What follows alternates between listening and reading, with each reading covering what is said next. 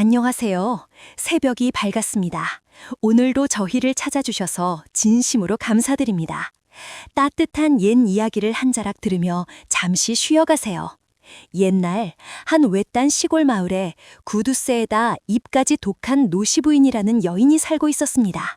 이 노시부인은 얼마나 짠순이었는지 밥상에 배추김치 하나로 보름을 버티며 된장은 반드시 2번 우려서 먹었습니다. 첫날은 진하게, 둘째 날은 물을 더 부어 된장 물고기라 부르며 먹곤 했습니다. 옷차림도 형편없었죠. 겨드랑이에 구멍이 나면 소매에서 덧대고, 소매가 해지면 치마폭을 찢어 꿰매 입었습니다. 이 정도면 단순히 짠 것이 아니라 삭힌 짠지의 수준이었습니다. 입은 더욱 지독한 여인이었고 노시부인의 흉흉한 소문은 장터와 우물가를 가리지 않고 퍼졌습니다. 남편도 2손 2발 다 들고 말리다 지쳐서 이제는 고개조차 들지 않았습니다. 아이고, 나는 더는 말리지도 못하겠다. 내 복이 그저 비었지 뭐. 노시부인에게는 외동아들이 하나 있었는데 성품은 착하고 얼굴도 준수했지만 26세가 되도록 장가를 못 갔습니다. 혼처가 들어오기는커녕 중매쟁이들도 이 집 이야기가 나오면 손을 휘휘 저으며 고개를 절레절레 흔들었습니다. 누가 그런 독한 시어머니 밑에 들어가겠어. 어미가 독종이라 사흘 살면 입이 빠진다더라. 그런데 이 마을에는 노시부인 못지않게 유명한 별종 처녀가 또 한 명 있었습니다. 그 처녀의 이름은 분이었습니다. 분이는 홀아버지가 남의 집 지붕을 고치다 발을 헛디뎌 세상을 떠난 뒤 낡은 집에 홀로 살아가는 처녀였습니다. 그런데 이 처녀가 너무나 별종이라 혼기가 꽉 차도 단 한 사람도 분이를 며느리로 들이려는 집이 없었습니다. 쓰다스럽고 게으른 성격에 먹을 것만 보면 눈이 뒤집히고 동네 일에는 오지랖이 넓어 주책바가지였습니다. 게다가 뭐든지 춥고 모아 쌓아두는 버릇까지 있어 엉뚱하고도 골 때리는 처녀라는 소문이 돌았습니다. 이러니 아무리 장가를 못 간 노총각이라 해도 혼처 자리에 앉아보기도 전에 어른들이 손사래를 치며 고개를 저었습니다. 절대 안 돼. 우리 집은 말 많은 며느리는 딱 질색이야. 게을러 터진 며느리는 들이는 말지. 밥상머리에서 방귀 뀌는 며느리랑 어떻게 한 지붕에 살겠냐. 그러던 어느 날 장터 한켠에서 분이가 입안 가득 강정을 물고 느릿느릿 걸음을 옮기며 중매쟁이들의 수근거림을 엿들었습니다. 아니, 노시부인 아들이 인물도 좋고 참 착한데 그 독한 어미 때문에 장가를 못 간 거 아니야. 뼛속까지 독종이라 며느리 하나 들이기가 하늘의 별 따기라니까. 그 얘기를 듣던 분이는 중매쟁이 앞으로 슬며시 다가가 입을 열었습니다. 그 집 아드님, 키도 훤칠하고 선비같이 생긴 그 총각이 그 집으로 시집 가면 안 될까요? 중매쟁이는 입에 물던 지포를 삼킬 뻔하며 외쳤습니다. 아이고, 참말로 그 짠순이 집에 시집을 가겠다고? 밥만 보면 눈 뒤집히는 네가 쌀을 땅에 묻어놓았다가 몰래 꺼내먹는 집에서 하루만 버텨도 용하단 소리 듣는다니까. 하지만 분이는 태연하게 대답했습니다. 아이고, 그런 걱정은 붙들어 매셔요. 구두의 시어머니 괜찮아요. 밥만 굶기면 되는데 뭐 말이 독하다고요? 그것도 걱정 마세요. 독한 말은 한 귀로 듣고 한 귀로 흘리면 귓구멍도 안 막히고 좋죠. 나는 시집만 가면 장땡이구만요. 이 이야기를 전해 들은 마을 사람들은 말문이 막혔습니다. 뭐라고? 분이가 노시집으로 시집 간다고? 아유, 한바탕 난리가 나겠구만. 하지만 정작 분이가 어떤 아가씨인지 꿈에도 몰랐던 노시부인은 시집 오겠다는 소식에 두 눈이 번쩍 떠졌습니다. 대쪽 같은 성미에 남의 말은 콩으로 매주를 쓴다 해도 듣지 않는 사람인지라 분이에 대한 소문 따위는 들을 생각도 없었습니다. 그저 시집 처자가 있다는 말 한마디에 얼씨구 좋다며 입꼬리를 올리더니 혼잣말로 중얼거렸습니다. 허허허, 오겠다는 처자가 있을 적에 잡아야지. 더 늙으면 내 아들 중에 명태라도 매달아 팔아야 쓰겠다잉. 그 길로 노시부인은 분이의 얼굴을 보기 전에 혼인을 성사시켜버렸습니다. 이렇게 해서 조선 제1의 독한 시어머니와 조선 제1의 별종 며느리 사이에 웃지 못할 한지붕 전쟁이 시작되게 되었습니다. 한낮 해가 중천에 떠있을 무렵 노시부인의 초가집 앞에 정체 모를 그림자가 슬며시 다가왔습니다. 해진 집신을 바닥에 질질 끌며 분이가 초가집 대문 앞에 멈춰섰습니다. 품에는 작은 보따리를, 한 손에는 커다란 가래떡을 들고 입에는 떡이 가득 들어차 있었습니다. 초가마당의 평상 위에는 노시 부인과 남편, 아들 금동이가 막 밥상을 앞에 두고 앉아 있었습니다. 금동이의 손이 밥을 퍼내려는 찰나 쾅! 대문이 분이의 밝은 기세에 밀리며 열리더니 그녀는 큼큼 마당으로 들어섰습니다.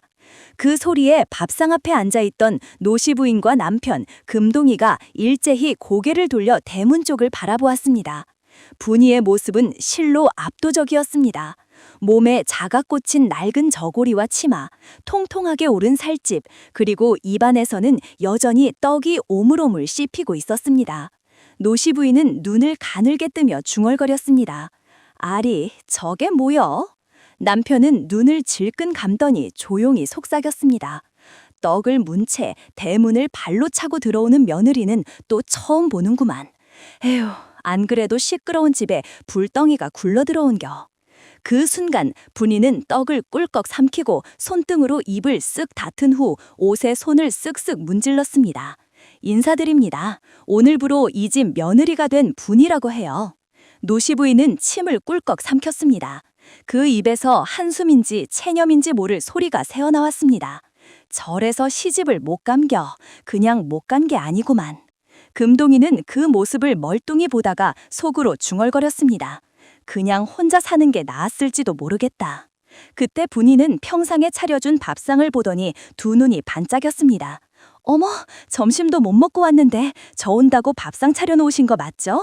어머님, 숟가락 하나 더 주셔요. 배가 고파서 말할 힘이 하나도 없구만요. 노시 부인은 눈을 부릅뜨며 대꾸했습니다. 그 목소리는 평소보다 한 톤 녹았지. 떡을 꾸역꾸역 먹고 들어왔으면 됐지. 밥까지 퍼먹겠단 말이냐. 네 몸을 보아하니 오늘 하루는 굶어야 살이 말을 좀 들을겨. 분이는 눈을 동그랗게 뜨고 반박했습니다. 아이고, 어머님도 참 웃기는 말씀을 다 하시고 떡이 어찌 밥이 되나요? 그저 입이 심심할 때 조금씩 씹어 넘기는 거죠. 남편은 킥 하고 헛기침만 했습니다. 금동은 애써 웃음을 참으며 밥상만 내려다보았습니다. 그때 분이가 손가락으로 반찬 하나를 집었습니다. 어머머, 이거 고추장아찌네요. 요런 게 입맛 돌게 한다니까. 간장에 절인 고추를 덥석 베어 물었고 그 순간 얼굴이 찡그려지며 눈물이 핑 돌았습니다. 입안이 뻑뻑해질 정도로 매운 기운이 몰려왔습니다. 분이는 숨을 들이켰습니다. 이건 고추가 아니라 짠물 주머니 아니에요. 어머님, 이거 왜 이렇게 짜요? 간장을 들이마신 것 마냥 목이 바싹 다 들어가구만요. 분이는 고추를 답상에 던져놓고 두 손으로 입을 부비적거리며 소리쳤습니다. 어머님, 이거 사람 먹으라고 만든 거 맞아요? 노시 부인은 팔짱을 낀 채 대꾸했습니다. 그 고추 하나면 밥 한 공기 뚝딱이요. 이제 너도 이 집에서 살려면 우리 집 밥상에 길들여져야 할 게다. 그리고 곁에 있던 남편도 코를 훌쩍이며 중얼거렸습니다. 그 고추는 된장에 3번, 간장에 4번 묶여서 짠물 잘 들인 건데 이걸 먹고 배기는 사람이 있나. 이 집의 시집, 너도 참 불쌍하다. 금동은 속으로 중얼거렸습니다. 어머니 하나로도 벅찼는데 내 처하는 여인도 만만치 않구만. 이놈의 집구석 새벽녘에 도망이라도 가야 쓰겠다. 그날 저녁 하루 종일 시끄럽적했던 집안이 겨우 조용해졌습니다. 방으로 들어온 금동이는 눈이 휘둥거려졌습니다. 아니, 그게 뭐냐? 분이가 얼굴에 연지곤지를 찍고 입술은 쥐 잡아 먹듯 새빨갛게 칠한 채 호롱불 앞에 수줍게 앉아 있었던 것입니다. 분이는 눈을 깜빡이며 시 웃었습니다. 혼례도 없이 시집와서 첫날 밤 같지가 않잖아요. 그래서 모양 좀 내봤는데 어때요? 금동이는 얼굴이 벌개져 어쩔 줄 몰라 하며 헛기침만 했습니다. 허허, 그게 나 원참. 아이고, 우리 서방님은 보기엔 사내 대장부 같으신데 수주범은 또 많으신가 보. 분이는 깨르르 웃더니 자리에서 벌떡 일어나 부엌으로 사라졌습니다. 잠시 뒤 두 손에 술상을 들고 들어왔습니다. 빈손으로 시집 드는 건 예의가 아니잖아요. 장터에서 술 한 대박 사왔구만요. 안주라곤 마땅치 않아갖고 어머님 몰래 밭두렁에서 무 하나 뽑아다가 나물 무쳐 마셨어요. 서방님, 얼른 한 잔 받으셔요. 금동이는 난감했지만 분이의 얼굴에 눌려 마지못해 잔을 들이켰습니다. 호호, 참말로 속이 다 타들어가는구만. 분이가 희죽 웃으며 금동이의 잔을 다시 캐왔습니다. 어머, 속 타셨나봐요. 이젠 저도 한 잔 주셔요. 금동이는 하는 수 없이 분이의 잔에도 술을 따랐습니다. 분이는 잔을 들고 큰 냄새를 맡더니 코를 찡그렸습니다. 이게 뭔 맛이래요? 술이 원래 이렇게 써요? 저는 술이란 걸 처음 마셔봐서. 에이, 그래도 들이켜야지. 꿀꺽. 순간 분이는 얼굴을 찡그리며 콜록콜록 기침을 했습니다. 이거 약보다 더 쓰구만요. 혀가 얼얼하고 속에서 불났나? 금동이가 놀라 잔을 내려놓으려는 순간 분이는 그대로 고개를 떨구더니 쿵! 결국 그 자리에서 퍽 쓰러지듯 기절해버렸습니다. 금동은 눈이 휘둥그레졌습니다. 자는 거야? 아님 술 한 잔에 기절을 했나? 조심스레 귀를 가져다 대니 분이의 코끝에서 가느다란 소리가 흘러나왔습니다. 금동은 멍하니 분이를 내려다보며 볼에 연지곤지를 찍고 잠든 얼굴을 보자 피식 웃음이 터졌습니다. 어딘지 우습스러우면서도 묘하게 귀여워 보였던 것입니다. 그러나 이내 머리를 감싸지며 한숨을 쉬었습니다. 허참, 이 여자랑 평생을 살아갈 생각하니 벌써부터 머리가 찌끈거리는구만. 허나 이 집에 시집온 며느리는 분이 하나뿐이겠지. 아이고, 내 팔자야. 호롱불은 깜빡깜빡 방안을 비추고 있었습니다. 첫날 밤은 이렇게 허망하게 끝나버렸습니다. 다음 날 아침 벌써 해가 중천에 떠올랐지만 분이는 여정이 일어날 생각이 없었습니다. 보자 하던 노시 부인이 끝내 참지 못하고 안방문을 벌컥 열었습니다. 아니, 며느리라는 애가 첫날 아침부터 늦잠이라니. 세상에 이런 법이 어디 있냐? 아침상 차려서 안방에 내올 생각은 안 하고 이 시각이 되도록 자빠져 자고 있으니 원. 그제야 분이가 눈을 비비며 몸을 일으켰습니다. 어머님, 미리 말씀 못 드려서 죄송하구만요. 저는 잠은 넉넉히 자야 쓰는데 해가 중천은 넘어야 눈이 떠지거든요. 뭐라고? 그럼 대체 뭐 하려고 시집냐? 그거야 서방님이 잘생겨서 왔지요. 노시 부인은 두 손을 허리에 얹고는 혀를 끌쳤습니다. 아이고, 별나다 별나. 저런 걸 며느리라고 데려왔다니 원.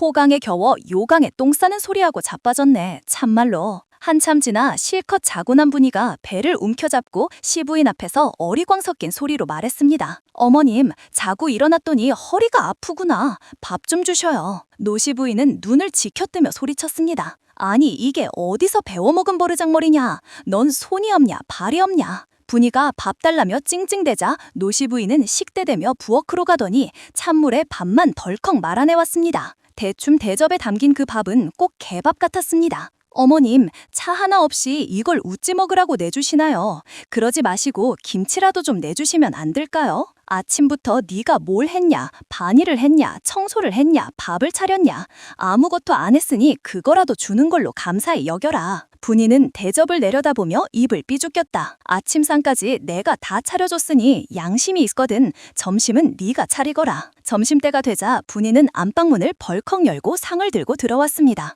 의기양양하게 상을 내려놓쳐 노시 부인의 두 눈이 휘둥그레졌습니다. 밥상 위에는 웬걸 찬물에 밥만 말아놓은 대접 하나, 반찬은 그림자조차 없었습니다. 아니, 이게 무슨 짓이냐? 왜 그러셔요? 어머님도 아침에 이리 주셨잖아요. 누군 장아찌라도 집어먹는데 누군 만 삼키고 그런 게 어딨어요. 밥은 똑같아야 쓰는 거 아니에요? 그때 마침 나무하러 갔다 돌아온 금동이 방으로 들어섰습니다. 이마에 땀이 송걸송걸 맺혀 있었고 점심때라 서둘러 왔는데 집안이 왜 이리 소란스러운지 의아해했습니다. 노시 부인은 화가 잔뜩 난 채로 물에 그릇을 덜컥 집어 흔들며 외쳤습니다. 이것 좀 봐라. 나도 물이나 먹으란다. 세상에 이게 말이냐 글이냐. 부인은 두 손을 허리에 쳐얹고 당당히 말했습니다. 그럼요. 이 집 식구가 다 한솥밥 먹는 거 아니에요. 누군 밥, 누군 곁들이고 그런 건 말이 안 되죠. 허구한 날 물만 주실 거면 아버님도 어머님도 서방님도 다 같이 물잡수야 쓰지요. 노시 부인은 그 말에 얼굴이 벌겋게 달아올랐습니다. 내가 평생 살면서 이런 소린 또 처음 들어본다. 며느리 들어오면 살림이 편해질 줄 알았더니 속이 들끓는구나. 그렇게 한 달이 흘렀습니다. 노시집은 단 하루도 조용한 날이 없었습니다. 분이는 동네 사람들이 그 집 어미의 입이 독하다고 구두쇠라 하던 말은 귀가 따갑게 들었지만 이 정도일 줄은 꿈에도 몰랐습니다. 노시 부인도 마찬가지였습니다. 아이고, 내가 미쳤지. 차라리 장가를 안 보냈어야 했는데 손 안 대고 코 풀어보겠다가 낭패봤네. 저녁 무렵 분이가 쌀을 씻다가 팔꿈치가 툭 터졌습니다. 구멍이 손가락 하나가 쏙 들어갈 만큼 크게 벌어지자 분이는 툴툴거리며 노시부인 앞으로 다가갔습니다. 어머님, 이 옷 좀 보셔요. 여기저기 구멍 투성이구만요. 이걸로 장에 나가기도 창피한데 새 옷 한 벌만 사주시면 안 될까요? 노시부인은 눈을 흘기며 콧방귀부터 뀌었습니다. 허허, 세상에, 옷에 구멍 좀 났다고 새 옷 타령을 하다니. 그까지 꺽매 입으면 되지. 대체 무슨 양반집 귀수인 줄 아오. 사치부릴 생각 말고 입던 옷이나 아껴 입어. 다음 날 아침 분이가 옷을 챙겨 입으려 하니 눈앞에 놓여있던 건 새 옷이 아니라 기묘한 누더기 옷이었습니다. 어제 입던 저고리에 걸레 같은 천조각을 덧대고 꿰매서 꼭 품바 같은 옷 같았습니다. 아이고 세상에, 이게 뭔 꼴이래요. 새 옷 사달랬지. 내가 밤새 정성껏 새 옷 만들어놨다. 구멍난 데마다 천을 대었으니 이보다 튼튼한 옷이 어딨겠냐. 앞으로는 아무 데서나 옷 타령 말고 그 옷이나 잘 입고 다녀. 분이는 누더기를 입고 마당에 서서 훌쩍거렸습니다. 입술이 대발라와 꼭 오리 주둥이 같았습니다. 마침 그때 장에서 돌아온 금동이 짐을 지고 들어섰습니다. 어깨엔 땀이 송글송글 맺히고 팔뚝엔 장작 무게로 선명한 자국이 남아 있었습니다. 아니, 이게 무슨 꼴이야. 누가 우리 분이한테 이런 품바옷을 입혀놨대. 누구긴 누구쇼. 동네 구석구석 눈 씻고 찾아봐도 어머님 말처럼 누더기 옷처럼 천덧대 입는 사람 없지. 튼튼하다고? 무쇠 갑옷보다 낫다나 뭐래나. 이 꼴로 밖에 어찌 나가냐. 금동은 잠시 멍하니 분이를 보다가 푸하하 하고 웃음을 터뜨렸습니다. 허허, 그래도 그 옷 입은 분이가 더 귀엽구만. 장에 나가면 사람들이 품바 새씨라 부르겠다. 하하. 분이는 더 토라져 등을 돌리고 입술을 쭉 내밀었습니다. 다음 날 해가 머리 위에 걸릴 무렵 금동이 짐을 잔뜩 지고 들어왔습니다. 땀이 줄줄 흐르는 얼굴로 괜히 시큰둥하게 말을 꺼냈습니다. 분이야, 장에 같이 갈무 좀 팔아갖고 뭐 볼 게 있어서 그래. 그 길로 둘은 장터를 향했습니다. 금동은 나무찜을 팔아 엽전 몇 잎을 받아내더니 옷감 파는 가게 앞으로 발걸음을 옮겼습니다. 여기서 마음에 드는 거 하나 골라봐. 비단 옷은 언감생심이고 무명옷 한 벌 살려는 거야. 그래도 뭐 새 거는 새 거 아니오? 분이는 눈이 동그래졌습니다. 서방님, 진짜 사주시는 거예요? 금동은 얼굴을 붉히며 머리를 긁적였습니다. 그럼 내가 여기까지 허투루 데리고 왔냐? 진짜부터 사주려고 몇 푼 모아놨지. 맨날 구멍 쑥난 옷만 걸치고 다니는 거 내가 보기 민망하더만. 마음 바뀌기 전에 얼른 고르라니까. 분이는 무명 치마 저고리를 조심스럽게 집어들었습니다. 투박하지만 깨끗하고 단정한 옷감이었습니다. 그 옷을 푼에 안는 순간 눈가가 촉촉해졌습니다. 서방님, 제가 앞으로 잘할게요. 에휴, 괜히 별것도 아닌 것 같고 쓸데없이 눈물은 왜 흘리는 거요? 정 고맙거든. 나 닮은 예쁜 딸 하나 나와주던가. 금동이의 말에 부인은 얼굴이 붉어지며 작게 중얼거렸습니다. 나 참, 서방님도 별소리를 다 하시네. 어느 날 분이가 빨래터에 나가니 젊은 아낙들이 방망이를 두드리며 수근거리고 있었습니다. 저 모퉁이 돌아 두 번째 초가집 말지. 배추나무 크게 서 있는 그 집 말이야. 아이고, 알다마다. 그 집 서방의 주모랑 눈이 맞았다더만. 여편네 몰래 주막을 들락거린다 하더라고. 분이의 두 눈이 동그래졌습니다. 호기심을 못 이겨 그 집 밖으로가 기웃거리자 마침 안주인이 문을 벌컥 열고 나와 노려보았습니다. 아니, 뭐가 궁금해서 그리 남의 집을 기웃거리슈. 분이는 쭈뼛거리며 머리를 긁적이다가 입을 뗐습니다. 아이고, 이 말을 내가 해야 하나 말아야 하나. 속이 다 터져서. 뭔 소리야. 속 터지게 굴지 말고 어서 말으쇼. 저작 빨래터에서 들은 소린데 아줌니 서방이 주모랑 좀 수상한 사이라 하더라고요. 부인의 말에 안주인의 얼굴이 파해지더니 그 길로 주막으로 달려가 술상을 엎으며 난리를 피웠습니다. 헌데 웬걸, 사실은 친구들과 술만 마신 것이었으니 안악들의 입방아가 빚어낸 헛소문이었습니다. 결국 주막은 삽시간에 아수라장이 되었고 사실이 아님이 드러나자 여편네는 분통을 이기지 못해 소문을 처음 낸 안악을 불러세워 머리채를 와락 틀어잡으며 혼주를 냈습니다. 얼마 뒤 그 소문을 낸 안악이 분인의 집으로 들이닥쳤습니다. 얼굴은 화로 벌겋게 상기되어 있었습니다. 아니, 세대 왜 남의 집 얘기 함부로 퍼뜨려서 나를 입구로 만들었냐 말이오. 분인은 눈을 껌뻑이며 기어들어가는 소리로 대꾸했습니다. 전 그저 그 아줌 서방이 수상하다 해서 알려드린 것뿐인데. 안악은 눈을 부릅뜨고 분이를 노려보았습니다.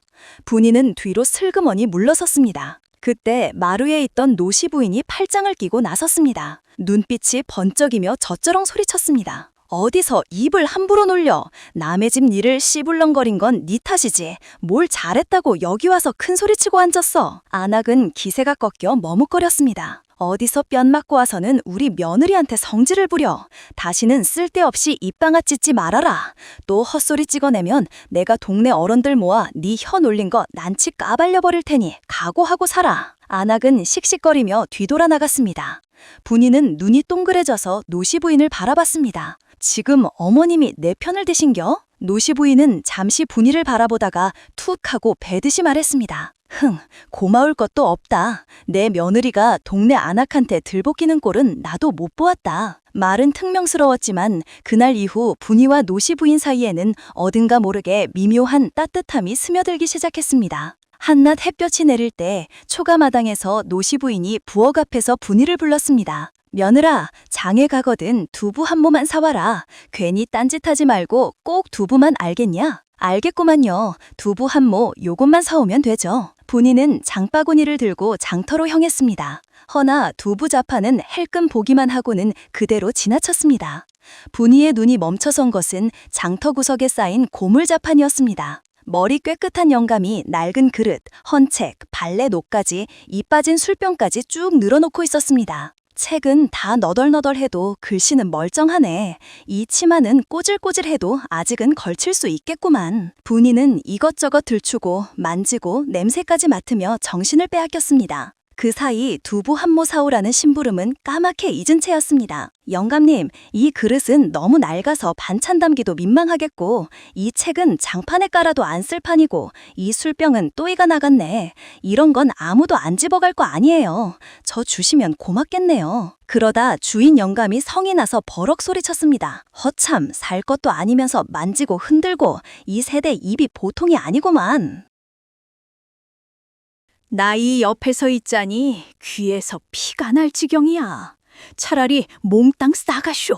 대신 다시는 오질 말게나. 영감님, 그럼 거저 좀 주셔요. 집안 꾸미기에 딱이었구만요. 그렇게 분이는 보따리에 그릇이니 책이니 술병이니 잔뜩 챙겨 집으로 돌아왔습니다. 집에 들어서자마자 노시 부인의 고성이 쏟아졌습니다. 아니, 두부 한 모 사오라 했는데 나간 지가 언젠데 이제야 와? 사오라는 두부는 간데 없고 또 고물 덩어리만 한 보따리 안고 왔구만. 내가 너 때문에 미쳐야 쓰다, 미쳐! 부인은 머쓱하게 보따리를 풀어 보였습니다. 낡은 책, 이 빠진 술병, 쓸모없어 보이는 것들 뿐이었습니다. 책은 또 뭐 한다고 들고 오냐? 그거 본다고 쌀이 나오냐? 은전이 생기냐? 그때 방 안에서 시아버지가 기침을 하며 나왔습니다. 밥은 안 돼도 책은 사람의 마음을 살찌우는 법이지. 언젠간 쓰일 때가 있지 않겠어? 팔자에도 없는 선비 흉내는 지겹지도 않으셔. 반일은 안 하고 책만 보다니 이젠 며느리까지 닮아 고물만 긁어 모으네. 도대체 저딴 글 어디다 쓰자는 게요? 아버님은 책 좋아하시니 보시면 기뻐하실 줄 알았구만요. 아버님 잘했죠? 시아버지는 낡은 책을 받아들고 눈이 반짝였습니다. 하하, 그래도 날 생각해주는 건 며느리뿐이구만. 쓸모없어 보이는 것도 보는 눈만 있으면 귀한 법이지. 부인은 어깨를 으쓱하며 웃었고 노시 부인은 혀를 끌차며 돌아섰습니다. 그러다 부인이 보따리에서 술병을 꺼내자 노시 부인은 코웃음을 쳤습니다. 이 빠진 술병을 어디다 쓰자는 거냐? 물도 못 담았구만. 아버님 술 좋아하시니 혹 마음에 드실까 해서 가지고 왔는데 시아버지는 술병을 받아들고 빛바랜 무늬와 색을 유심히 살폈습니다. 그러다 두 눈이 번쩍 뜨였습니다. 어허라, 이건 예사 술병이 아니구만. 백자 주병이 틀림없다. 비록 입은 깨져 흠이 났으나 이 문양과 빛깔을 보게 군가에서 쓰던 물건이 이런 꼴로 흘러나왔구만. 고작 이 빠진 술병에 또 호들갑이여. 영감이나 며느리나 속아 넘어가는 솜씨는 둘 다 천하일품이구만. 부인은 그저 빙긋 시아버지를 바라봤습니다. 그저 고물이러니 했던 술병이 귀한 물건이란 말을 듣고 괜스레 어깨가 으쓱해졌습니다. 분이가 시집 온 지도 어느덧 한 해가 흘렀습니다. 그 집안에는 조용한 날은 단 하루도 없었습니다. 아침이면 노시 부인의 잔소리가 천둥처럼 터지고 부인은 매번 눈을 껌뻑이며 엉뚱한 말로 받아치곤 했습니다. 금동은 그 옆에서 고개를 절레절레 흔들면서도 몰래 분이를 들어주다 어머니한테 호되게 혼나기도 했습니다. 허나 그 속에 정이 스며들어 있었습니다. 노부인도 말로는 왼수 같은 며느리라 하면서 밤이면 분이의 목반찬을 더 챙겨두곤 했고 부인은 또 괜히 투덜거리면서도 아침 일찍 일어나 어머니의 바느질을 거들었습니다. 시아버지는 책을 보다가도 분이의 엉뚱한 제잘거림에 배를 잡도 웃는 날이 많아졌습니다. 그 집에서는 어느새 옛날보다 웃음이 더 자주 터져 나왔습니다. 그러던 어느 날 분이가 점심상 앞에 앉아 입맛이 당긴다며 밥을 3그릇이나 비워내더니 갑자기 부엌으로 달려가 얼굴을 싸지고 토해버린 것입니다. 아니, 그러게 밥을 3공기밥 허겁지겁 먹더라니. 부인은 얼굴이 벌겋게 달아올라 고개를 저었습니다. 그 모습을 본 노시 부인은 입술을 꾹 깨물더니 허겁지겁 밖으로 달려가 이웃 안을 불러왔습니다. 잠시 뒤 동네에서 의원 묻지않게 맥짚는 솜씨로 소문난 안악이 들어섰습니다. 허허, 맥이 동동 뜨는 게 예사롭지 않네. 얼굴빛도 밝았고 입맛도 부쩍 당긴다 했지. 부인은 부끄럽게 고개를 끄덕였습니다. 의원 부를 것도 없겠구만. 이건 탈이 아니여. 복이요, 복. 축하구만. 세대 아기 가졌어. 노시 부인은 분이의 손을 꼭 잡았습니다. 늘 투덜대던 얼굴 대신 눈가에 이슬이 맺혀 있었습니다. 에이구, 이제 진짜 식구가 되는 거구만. 내가 괜히 잔소리만 했네. 부인은 흘쩍이며 고개를 끄덕였습니다. 눈보라가 거세게 몰아치던 한겨울, 드디어 분이는 금동을 꼭 빼닮은 예쁜 딸아이를 품에 안았습니다. 통통한 볼에 까만 눈망울이 반짝이는 아이였습니다. 허허, 우리 분이 닮은 줄 알았더니 나랑 꼭 닮았구만. 에이구, 며느라 고생 많았다. 내가 며느리 복은 크게 얻었구만. 집사람 복은 영 없었어도 아니, 영감탱이가 또 입방정을 떨고 있네. 나 참 웃겨서 원. 아무튼 새 식구 덕분에 집안이 화기애애해졌구만. 앞으로는 내가 잔소리 좀 줄여야 쓰겠다. 안 그러냐? 우리 딸, 너는 엄마처럼 엉뚱하지 말고 아버지 닮아 우직하게 자라여 쓰다. 그날 밤 초가집 안에는 아기 울음소리와 식구들의 웃음소리가 뒤섞여 흘러나왔습니다. 조용한 날은 여전히 없었지만 그만큼 따뜻한 정과 웃음으로 가득한 집이 되어 있었습니다. 그리고 부인은 비로소 이 집의 진짜 며느리이자 어머니로 자리 잡았습니다.